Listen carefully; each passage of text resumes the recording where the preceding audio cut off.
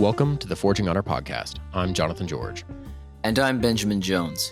Here at The Forge, we explore what it means to live as Christian men. Along the way, we'll be doing challenges, building habits and character through action.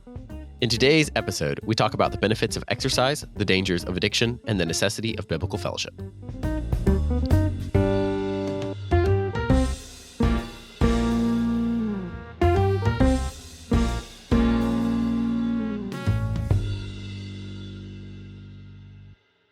All right, it's challenge check-in time. As a reminder, challenges last for 6 weeks. That's 42 days.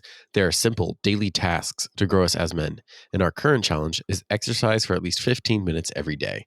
Banjo, how you doing? Well, there's two senses in which I'm doing. I feel sometimes doing these challenges, I feel like a student coming in with homework. Well, I meant to do it, and I had a plan to do it, and I had a folder to do it, and I didn't do it. This week I had just a lot of things that came up. So I had a track meet to coach for the kids, and a couple of other things that popped up. So I missed a couple days, but I'm doing seven to eight out of since we last recorded A week ago. A week ago. Yes. Yeah, you're right. A week ago. Never mind. Hold on. Let me change those numbers. Make it like 5. I've done like 5 since we recorded. Right. Well, because we're you keep thinking we're on the old system still with the 10 days, Yeah. and you'll say some number, some number out of 10, but no, it's out of 7 now. Now it's out of 7. Unless you count, we're not counting Sundays though, so it's out of 6 really. Basically, I've done like 4 workouts since we last recorded. Oh, that's better than I did. I'm happy with it, and they've been good workouts. It's been the best part of it. And it's getting to be a routine. And probably the thing that I'm most excited about is, for example, yesterday I came home and I was exhausted, and I have a hard time. I've had a hard time in the past going out and going for a run when I'm that tired and feeling like, well, what I wanted to do right now is just sit down and veg. But yesterday, I think just because we've started to make it a habit, I was like, well, if I go out, I know I'm going to feel better. I know I will feel better if I actually go out and I start to exercise. And I did, and I had a really good run. And it was pretty much the best it was the closest to feeling in shape I've felt probably for the last 4 weeks. So excited to keep that going over the next week. How about you, JJ? How's things going? Terribly. This last week has been the worst I've done so far. I started off super strong because we have 1 week left. So this is the end of our 5th week. So, first week and even the second week did super well, was super strong. I think you were batting 1,000, right? I was yes, I did insanely well. And then the next couple of weeks after that, I was doing like 50%. And then this last week, you want to know how many, unless you count push mowing my 1.5 acre lawn, I got a big fat 0 this week. Womp, womp, womp, womp. So I have to admit that. Yeah, and I'm not. So kind of jumping into the conversation a little bit, there is one massive reason that didn't happen for me. And that's that the guy that I've been working out with, he's out of town. I had no motivation to get to the gym. Yeah. I wouldn't call that an excuse. It's just that was the reality of, I was still planning to go to the gym on those days. And I didn't feel the urgency to get out the door. And by the time I'm like, all right, I've wrapped up with work. Oh, it's dinner time already. It's whatever time. So for me, this week was an experience of all the negative consequences of kind of lack of that community a little bit, kind of what we were talking about last week with Dave. Just, you got to be in community. You have to find something to strive for. So that was on my mind, and just kind of feeling guilty about it. But I shouldn't feel guilty about it. I should just dust it off and go hard this next week. But yeah, I feel like there's definitely, there's a lot of improvements I could have made. One of the things I also noticed is I just did not feel as good this week in general. Like healthy wise? Yeah, I think that was just, I think part of that was I wasn't working out. I just didn't feel, I don't know, every time, like kind of like what you're saying, when you've been working out, like you just feel good. Yeah. And I think that's a good thing. Yeah. It's funny because I I have a default setting um, of kind of like I just don't believe a lot of things that people tell me. Like if I find out that like, oh, this is going to make you feel better, or you should do this thing. Like so, for example, just right now, JJ is feeling a little under the weather. He's drinking some emergency. Um, I've been told for a long time that I should be drinking emergency in the vitamin C Or just beverage something, or or just just even take some a vitamin C pill. a vitamin C pill, and I like refuse to do it. And I'm not proud of that. It's not something that I like hold on to as a badge of honor. This is the unsanctified portion of me. I just don't believe it. I don't know why. I don't know what it is about me that keeps me from doing those simple things. But exercise was one of them. So when people were like, people kept saying like, exercise makes you feel better. I've been exercising for years and years, and I don't know why I don't believe when people tell me like exercise is going to make you feel better. I have my doubts, Well, but accept it clearly. Like I've been I around you, and know, you always feel better after you exercise. I know, I feel Like, great. and I mean both mentally and physically. I think, like as you mentioned, I am under the weather towards the end of this week, and I don't know. I don't know how much of that is well, like I definitely picked something up. Like my son, he's been super sick. Definitely picked something up, but also I didn't have the best habits going into this week. I stayed up late several nights. I didn't get my exercise in. I was eating terribly. And that all combines very quickly to make you feel terrible. Like that's just going to happen. Yeah, And um, it's like it's both and both. Here are these negative things you can do that'll make you feel bad, but then there's these positive things that if you leave them out, you kind of exist in this in between state. So right. like there's levels here, right? Like so the question is for me, like how necessary is exercise to that feeling good? And I could see where you're coming from with that because like exercise on the one hand, it's not like it's not as foundational as getting enough sleep in a sense in terms of making you feel good. I But think like for how me, foundational is it? I think for me, it's more of I I'm really wary of anytime somebody's like, this is the cure all. Like if you do this thing, that's going to make you be just a better person all around. I'm always really For hazy me, about that. that one is breathing. If you breathe, I figure you're just a better person all around. I was still drinking water. Every time someone tells me to drink water, I'm like, "Oh, will it Hey, no, though? Banjo, Does that 100% what? of people who drink water die, so That's a really good point. I don't know. Um, correlation does not equal something, but I can't remember. We are not scientists. We're not scientists. Um, no, maybe we can talk about this though for a little bit. But I've wanted to write for a long time. I've wanted to write an essay or an article about. Um, I have this paradox in me where, and I bet you feel this way too, where I really enjoy being an athlete. I really enjoy going out for a run and doing difficult things. Um, Absolutely. and yet I also really enjoy having a cigar or a pipe and a nice glass of whiskey at the end I, of the night. where's the problem here? How's this a Well, paradox? well, it's maybe you didn't grow up with this kind of a family, but my brothers are athlete freaks. Respectfully, I love them to death. They're like 98% muscle.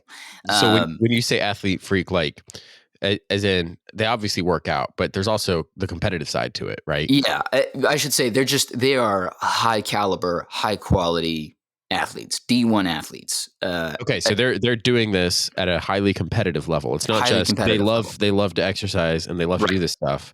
Because I know people like that who probably could be at a very competitive level, but they don't care about that. Yeah. So Yeah. you're saying brothers are both incredibly fit and they're able to perform. Yep. And talented, and they're great. Um, and when I started smoking and drinking at appropriate ages, um, and all that, um, my brothers were like, "Why are you doing that? Like, why is that a thing that why would you want to do that? Especially with smoking, it was like you're consuming something that is actively bad for you. Why would you do that?"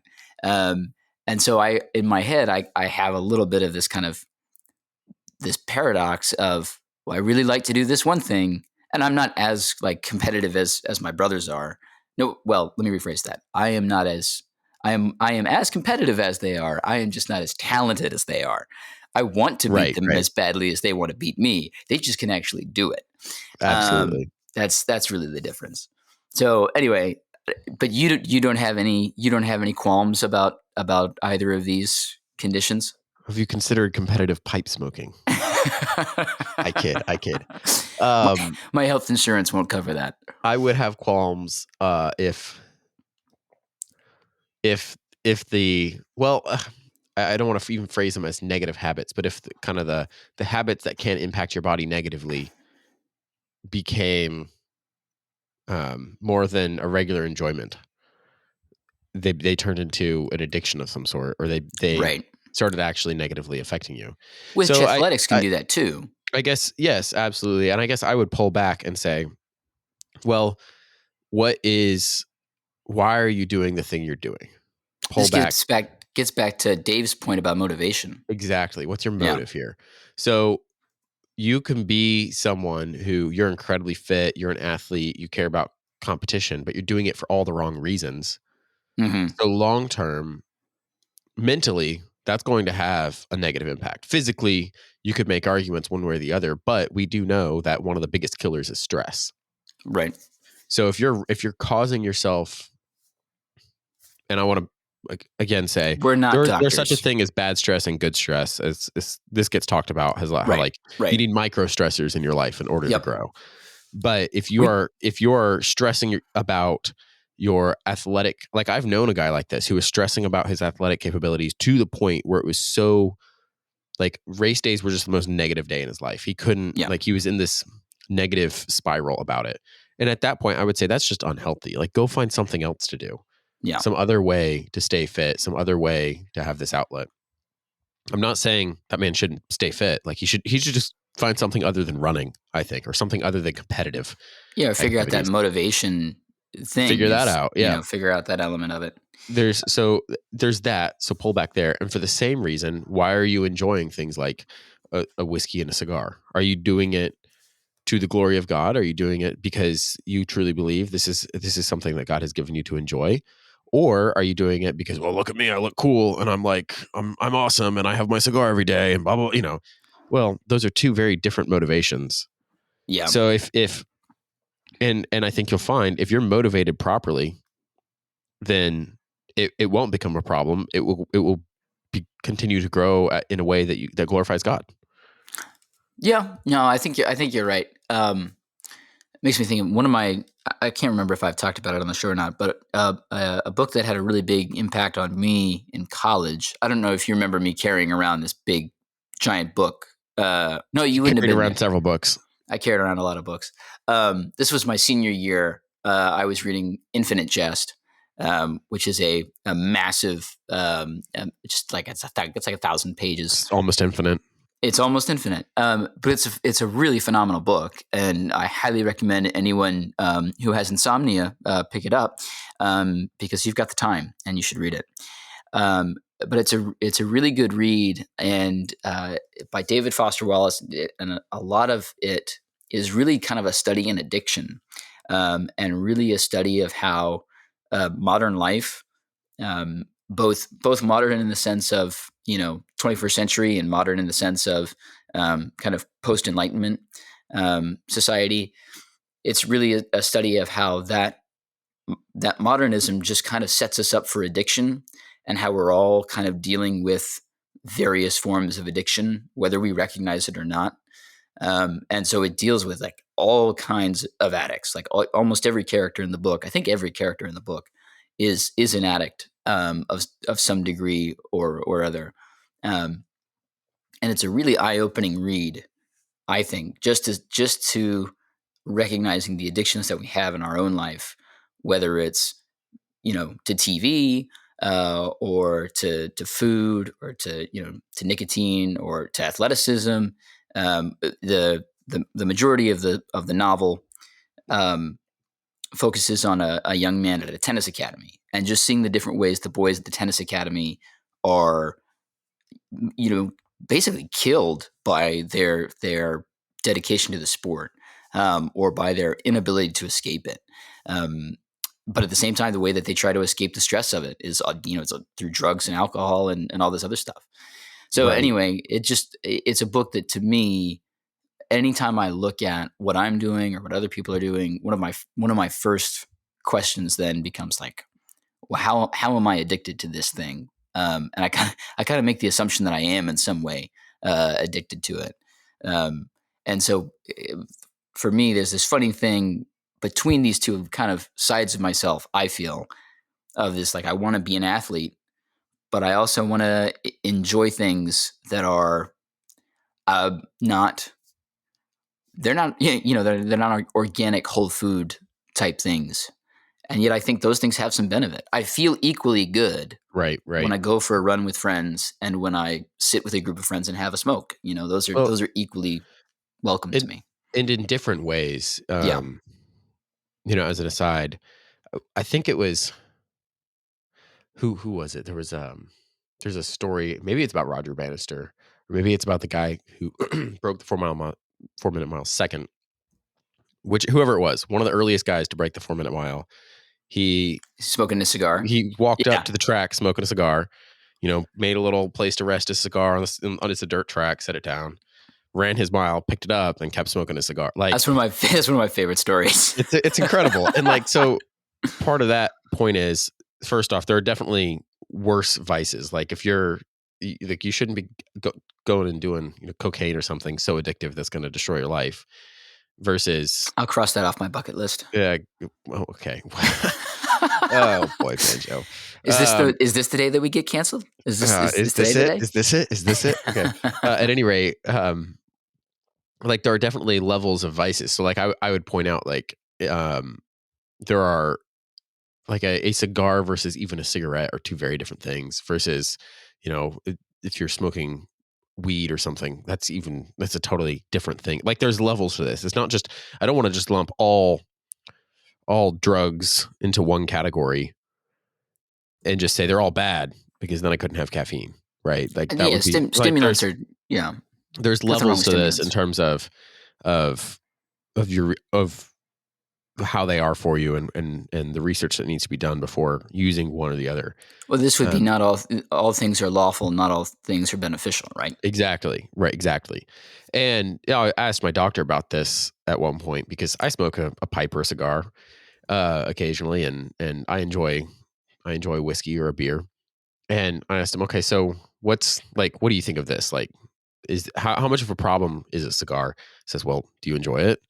Like, do you legitimately enjoy it? I was like, well, yes. He goes, well, then there's not a problem legitimately enjoying this thing. He said, because if it's at that point, it's a stress reducer rather than a vice. He said, now if it's to the point where you have to have it every day, You're it's becoming it's stressed if it's you don't have it, it's causing stress on your body at that point, right? It's becoming an right? addiction. Yeah. So that was a key note for me. Is like, oh, like he's right. Like if I don't get this thing right now, I'm going to be so stressed out. Like that's so much worse for me than the occasional, oh, be nice right now. It's a beautiful evening and I've got some buddies. Let's all have a cigar. Like that's a Yeah. totally different category. But we have to be wise. We can't go around making excuses for ourselves. We have to be wise and think through these things clearly and well and biblically. Yeah. Anyway, And one of the things I've been thinking about with that is just like, this challenge, aside from the physical benefits, which have been big, I think probably the second biggest thing that I've gotten out of this challenge is just kind of like a reminder of like our our responsibility with everything, and to the extent that, our I have to be responsible for my physical health. I can't outsource that to a doctor. I need to be active in that. Um, but the upshot of it is that if I do take responsibility, if I am active in that process to whatever extent that I am able, I feel better. I'm happier about it, and legitimately. I enjoy, broadly speaking, I enjoy life more because I get the opportunity to do this thing and to be It, responsible. it's funny you say the outsourcing to a doctor. Have you heard about this new pill? It's like a weight loss pill. Oh, the Ozempic.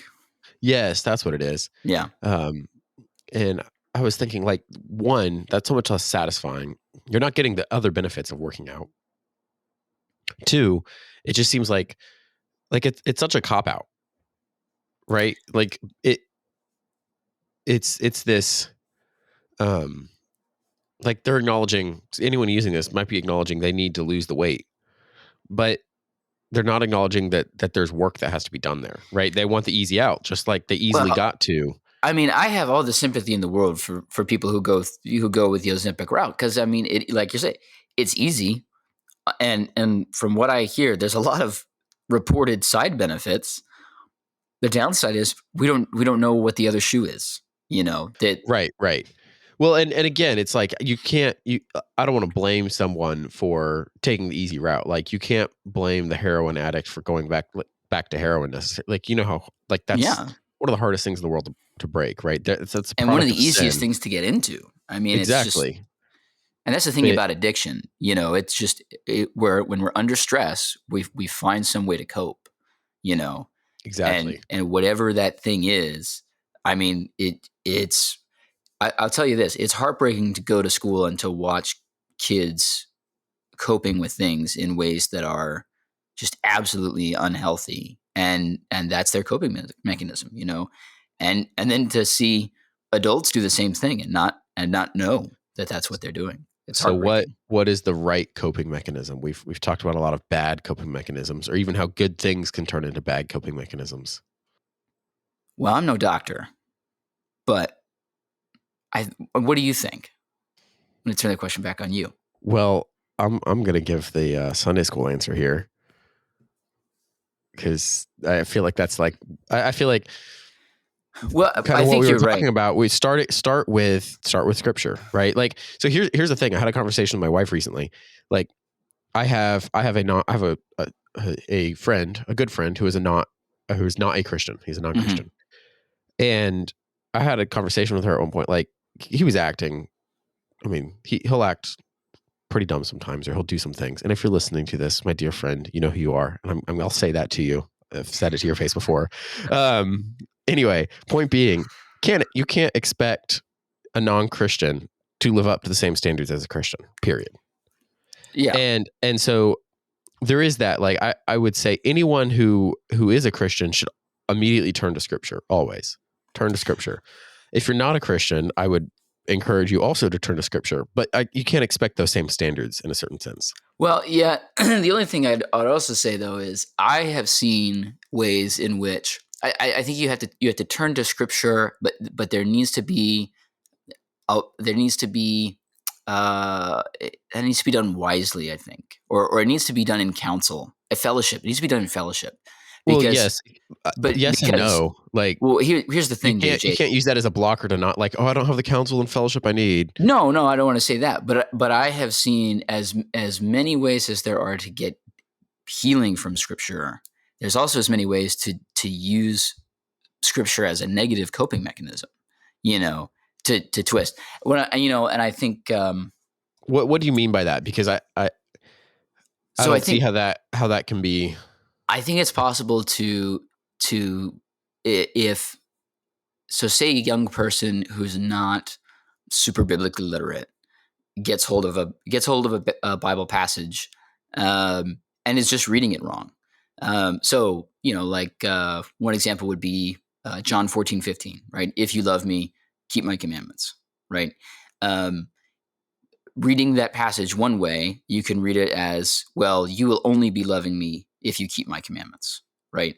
Um, Read a more biblical way in context, I think it's more accurate to say, if you love me, you will be in the act of keeping my commandments. But someone who's reading that passage without proper guidance, and I'm not saying that it's not like the Bible comes with an age limit or anything, but I guess my hope would be, or my advice would be, if somebody was recognizing that they have unhealthy coping mechanisms, they need to get somebody else involved to help them to recognize what's healthy, what's unhealthy. It's that fellowship element that Dave was talking Absolutely. about, I think I and see then what you're bringing saying. into scripture so that there's, because when you're coping with something in an unhealthy way, what's really happening is you're saying I'm the only one who can deal with this, and you're kind of removing yourself from the gospel, because you're saying, wait, I have to solve this problem on my own, even without Jesus. And even if you're reading scripture from that mindset, you might not see the ways in which Jesus is offering help, is offering aid. You probably need someone in fellowship to come in and say, no, no, no, like, you don't read it this way, read it this way, right? Like, you need, I think, a multitude of counselors. Does that make sense? It does, and while I agree with you that it's good to have counsel and a pastor or fellowship of a church around you to learn and read these things. On the other hand, I I would never ever want to tell someone, well, you shouldn't read scripture because you don't have a good guide with you yet. Like that, Well, that's not what I'm I don't want I saying. don't I know that's not what you're saying. I think it's more I would just encourage anyone and everyone, like, start with scripture. Like, yes, go find a friend to read it with, find someone to be accountable with, find a counselor who will walk through scripture with you. But if you don't have any of those things, don't ever let that stop you from just reading scripture. And if you get it, if you jump in and you read something and you think it says one thing, well, keep reading scripture, because like you don't stop with the one verse, right? I think that's what you're saying is right. If you stop with the one verse, then you're not going to get the full picture. So keep reading scripture. Keep reading scripture. That's my kind of, just not, I guess, not a opposition to what you said, but a bit of a yes, but if Well, you keep reading it's scripture, you keep reading scripture, like like, a lot of what you talked about gets solved. and this is, to be clear, I think you and I are like we're on the same box. We're just standing on two different sides of it. Sure, sure. Um, uh, I have just known a lot of young men in particular with unhealthy coping mechanisms who go back to scripture, who go back to scripture, who go back to scripture, and never reach out for fellowship, and think that they're alone Absolutely. in their coping mechanism, and think that they're alone in their addiction and what they're going through. And I think it's important to say, like, hey guys, go find somebody to talk to, and go get go, don't stand in the foxhole alone. You know what I mean? Like, Right, right. Well, I would almost argue that if you're truly delving into scripture, you'll pretty quickly realize, oh, I should be in fellowship with somebody. Like that's why I say, like, but here's the thing, JJ. scripture gives that advice. Like where like Yeah, but just because scripture gives advice doesn't mean that we're sanctified enough to take it. that's fair. That's Um, fair.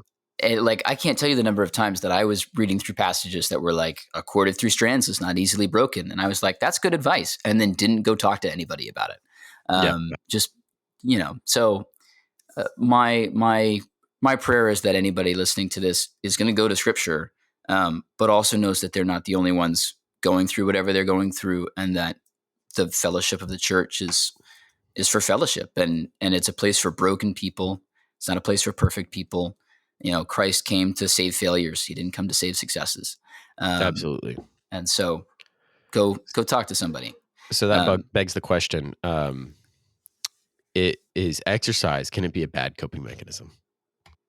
well, I think anything can be a bad coping mechanism. And again, that's where you need the fellowship. You need somebody to say, "Hey, I think you're probably doing this in an unhealthy way." I mean, that's what Kyle was talking about, that orthorexia mindset of, if I don't have the perfect body, if I don't have the perfect whatever, that's going to cause stress.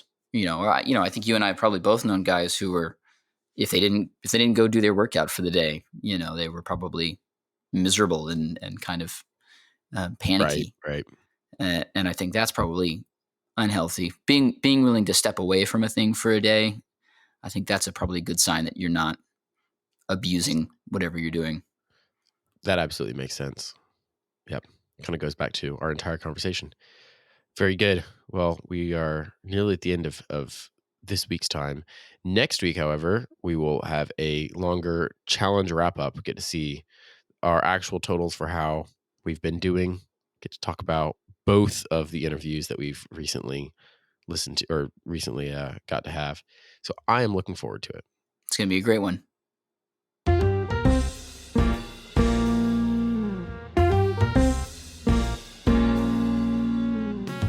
This has been the Forging Honor podcast. Music and production is by Elliot George. For more information about what we do or to learn how to get involved, visit our website at forginghonor.com. If you enjoyed the show, make sure to like, subscribe, and give us a rating to bring others into the Forging Honor journey. On our website, you'll find information about our Patreon, articles, as well as links to the many resources we mention in the show. Thanks for taking the time with us today. We hope you'll take up the work alongside us and join us in the task of Forging Honor. We'll see you next time.